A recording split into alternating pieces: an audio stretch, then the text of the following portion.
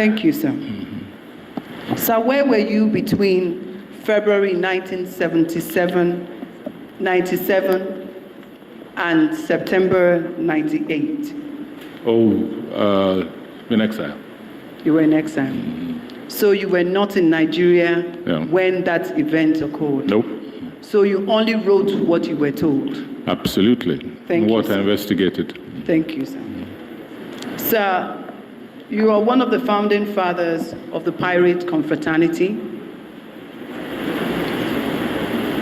And your name, your piratical name, sir, is Captain Blood. Correct? Yes. Thank you. Sir, you also said whilst reading your petition that the Nigerian public has demonized the Pirate Confraternity, correct? Yes. Thank you. You are, sir, the life chairman and spiritual head of the Pirate Confraternity. No, I'm given all sorts of titles, but certainly not life chairman. Some kind of title involving spiritual head, spiritual advisor. It's not even codified. It's not. But you are the spiritual head. No, I'm telling you by what names I'm sometimes referred. Okay. But certainly doesn't include life chairman. We try to avoid that. Okay, sir, but members of your fraternity are expected to get spiritual inspiration from you. Absolutely. Thank you. So I will be correct to say, sir, that the Pirate Confraternity is both a spiritual and a humanitarian confraternity? Because somebody is considered a spiritual inspiration does not mean that it's a spiritual organization that considers him so. It's two different things. What does it mean? Spiritual is something nebulous. When you run out of words, I don't know what to do. Sir, I would like to appeal to you, sir, to use simple English so that we can understand. Nebulous means something you cannot really lay hold of. It's a vague expression. You see, a spiritual organization has to do with religion, for instance, with spirituality. I can guarantee you that the Paris Confraternity contains all kinds of religions, from traditional to Muslims, Christians. So obviously, it cannot have a religion. That's the distinction I'm trying to make. Thank you, sir. You would agree with me, sir, that your name and person lends some kind of credibility to your association? Yes, I suppose so. Thank you.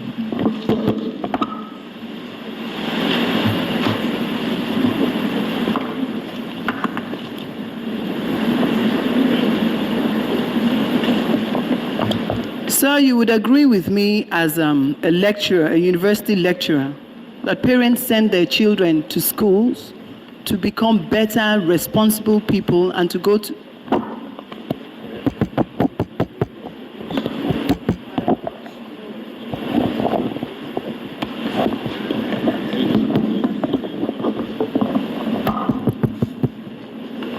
You would agree with me, sir, that parents send their children to schools to become proper, well-educated citizens of this country, and they're not expected to participate in drinking of alcohol and other things that could mislead them?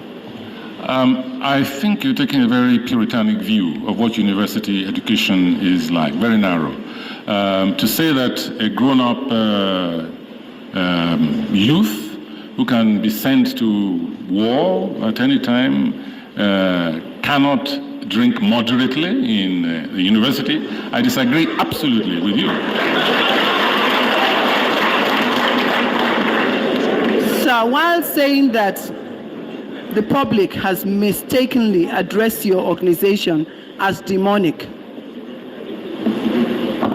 what would you term a name as Captain Blood, Evil Jesus, Evil Crucifix, Holy Satan, Lucifer the Sampler, Jesus Iscariot, Islamic Pope, Devil Angelica, Faithful Judas, and Devil's Alternative.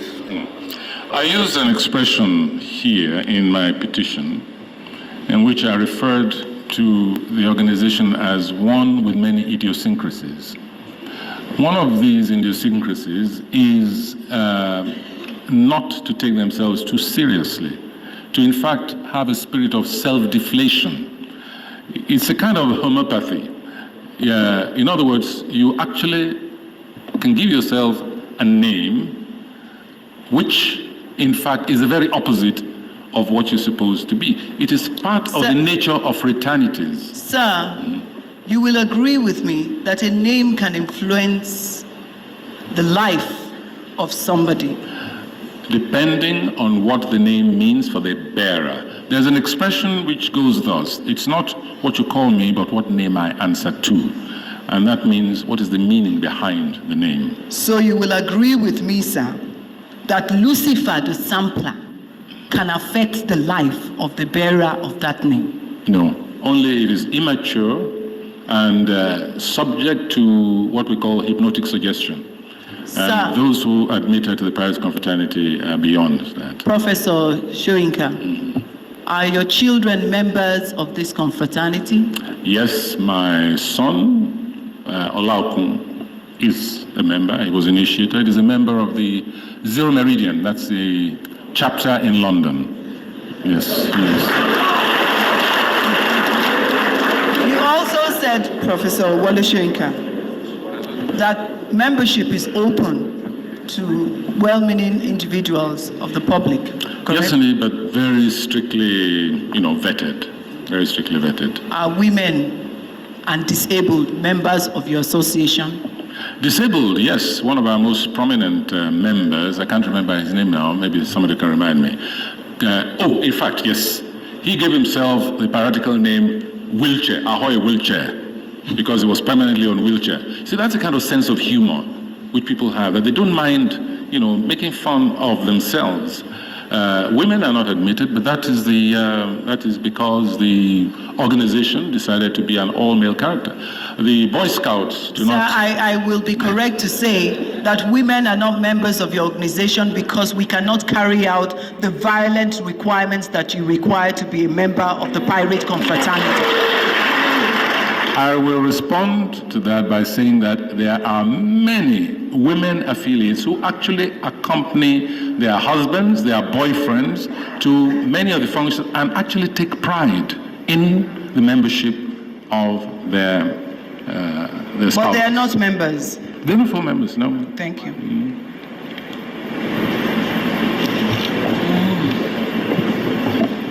Professor Soyinka, your organization, you claim, is registered. Yes. Your Yes, organization is registered. It's registered. Can you take a look at this certificate of incorporation, sir, and confirm to this commission?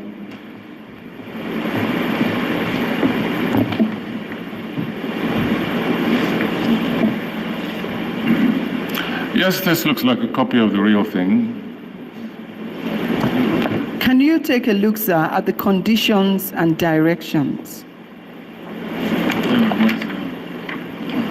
Under the signature. Yes. Can you read it to this commission? This certificate is liable to cancellation should the objects or the rules of the body be changed without the previous consent in writing of the minister, or should the body at any time permit or condone any divergence from or breach of such objects and rules.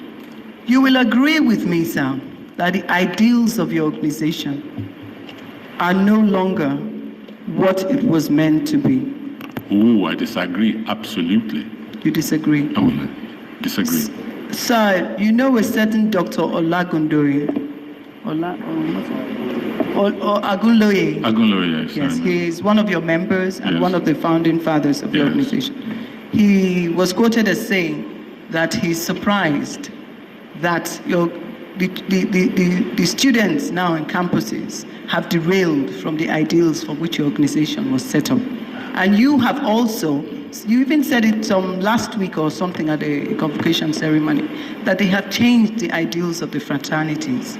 Yeah, they began. These are other organizations. They have not changed the ideals of the Pyrate Confraternity, no.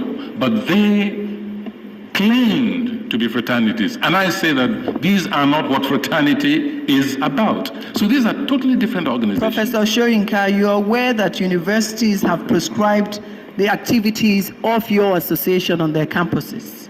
I'm sorry, you're wrong. The Pyrate Confraternity voluntarily withdrew on orders from campuses because they were sick and tired of being confused with the evil cults. They withdrew. The date, at least 12 years ago, 15 years ago, they withdrew voluntarily. Professor Soyinka, are you aware that sometime in 1972, the Ahmadu Bello University prescribed the activities of the Pyrate Confraternity because 2 students died after the initiation ceremony of the Pyrate Confraternity? I'm not aware of any such story. Well, Professor Soyinka, the universities prescribed your organization because they believed that it was not in the interest of national security and it was not in the interest of public safety and public order. May I repeat something which I said in an interview recently? These very vice chancellors who have prescribed certain organizations, I'm not saying I agree with what you've just said. It's amazing that many of them are responsible for the furthering of these secret cults on campuses. I mean, this is on record, and if you call for the security reports, you'll find the case of vice chancellors who, in fact, employed these secret cult members as their bodyguards. They use them to harass the progressive lecturers. They use them even to throw the luggage, the property of these progressive lecturers, I refer to the University of Benin, for instance, one of the most notorious, into the streets. So you see, when authorities give reasons sometimes why they proscribe certain organizations, it's very important to have independent commissions sometimes to look into the real reason behind them. Okay, Professor Wole Soyinka, you also said whilst giving testimony here that your organizations contributed, donated blood. What landmark contribution has your organization made to Nigeria in terms of fighting against tribalism, for which was one of your objectives? What have you done since 1952 besides donating blood? Among the many activities, I spoke about symposia, which usually take place during Converge. The theme changes every year, and the public is always invited to participate in this symposia because part of the functions of the fraternity is to educate the public and to reorientate the minds of the public. I'll give you one other instance of the functions of the activities of this organization. It unilaterally looked into the fraudulent activities of the toll gates at the very beginning of the installation of toll gates. Discovered that millions were going down the drain and received, in fact, a letter of commendation and thanks from the Ministry of Works. The various activities of the Confrat are numerous. I just don't want to, go through the whole list. And when you talk about what have they done to reduce tribalism, is this something one can really measure, beyond symposia, beyond showing example by their own way of life? Is there something they could do beyond that?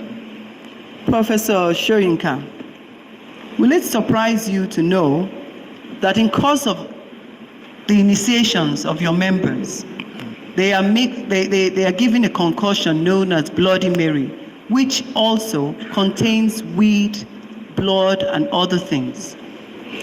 You see, this is part of the gross mythification that takes place in public.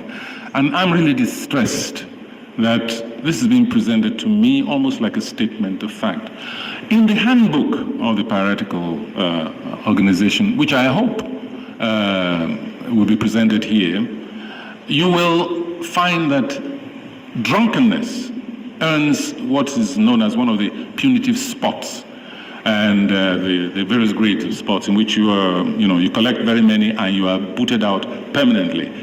The smoking of weed is simply not permitted. However, vis-a-vis this habit of calling things by the wrong name, you'll find that the word weed is used. Thank you. And you'll find it means cigarette. Well, sir, take a look at this. The requirements for lawyers.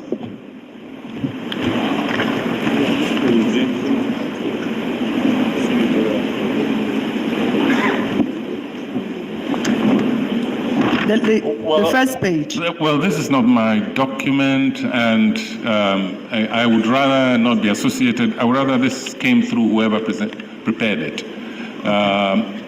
It's important for me to state here, by the way, that there have been so-called initiations into Paris Confraternity held throughout we unmasked, for instance, a syndicate which was charging quite a substantial amount of money for allegedly initiating people into the Paris Confraternity. And it was a totally non-existent deck, as we call it. This is one of the reasons I don't want to, I would rather you show it to... So, sir, I am sure that you will agree with me that a lot of activities have taken place by members of your association without your notice. Oh, of course, but what I'm saying is that even by non-members, by non-members. That's okay, sir. By non-members. That's okay, sir. Sir, you also served during the regime of Ibrahim Badamasi Babangida, correct? Said what, sorry? You served under General Ibrahim Badamasi Babangida. No, I did not. You did, sir. I did not. You served as the head of the Road Safety Corps.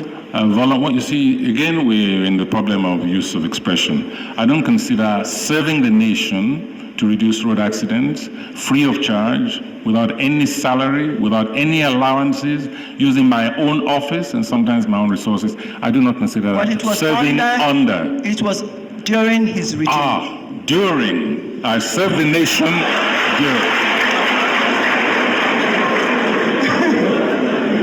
Sir, it was also, I am surprised, sir, that it was during that regime that your literary colleague, Maman Vatsa, was executed. It was during that regime, yes. How can you reconcile, sir, serving or being associated with Ibrahim Babangida, who we all know caused a lot of violations in Nigeria? How can you reconcile that with your quest for human rights? Let me remind you that I invented the Road Safety Corps in Nigeria, and I did it under or during a military regime, the military regime of Olusegun Obasanjo. For me, there were certain issues, including issues of life and death, which transcended certain considerations, at least on a temporary level in this nation. May I remind you that the first Road Safety Corps, which was instituted in this country, was destroyed under a civilian regime, the regime of Shehu Shagari. In other words, you find that sometimes military regimes, in certain aspects, can act or respond in a humanitarian level, which it seems from what happened that even civilian regimes don't seem capable of.